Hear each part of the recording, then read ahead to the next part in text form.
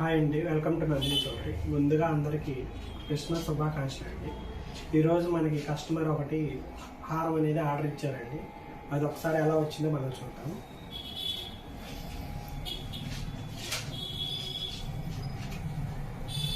చూడండి, హారం అనేది ఎంత నీట్గా వచ్చిందో. ఇక్కడ నుంచి ఇటువైపు లక్ష్మీదేవి వచ్చాయండి, తర్వాత ఏనుగులు వచ్చాయండి, తర్వాత ఇక్కడ మనకి లక్ష్మీదేవి డిజైన్ అనేది 3 లేయర్స్ వచ్చిందండి. చూడండి, ఫినిషింగ్ కూడా చాలా బాగా వచ్చిందండి. ఇది హారం అనేది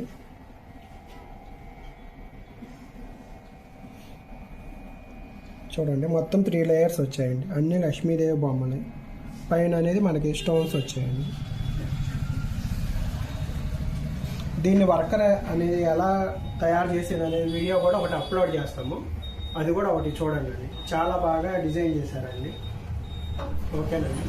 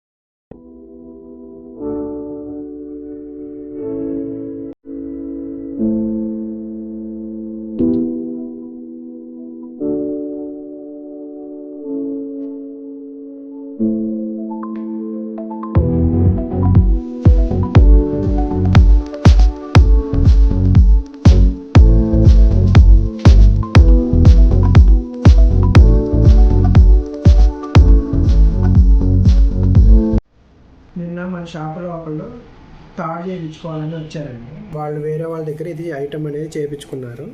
వాళ్ళు ఏం చేశారంటే, ఇలా గొట్టాలు ఉన్నాయి కదండి, దీంట్లో వాళ్ళు లక్ అనేది పెట్టారు. దేనికంటే చైన్ వెయిట్ అనేది పెరగడానికి. చూడండి ఎలా ఉందో చైన్.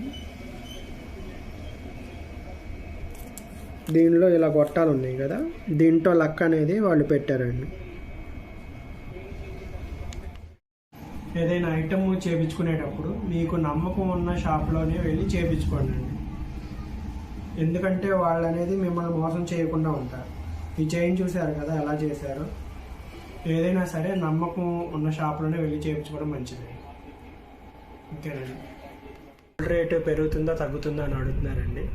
అది ఎవరి చేతుల్లో లేదండి. మొత్తం అనేది స్టాక్ మార్కెట్ మీద బేస్ అయి ఉంటుందండి గోల్డ్ రేట్ అనేది.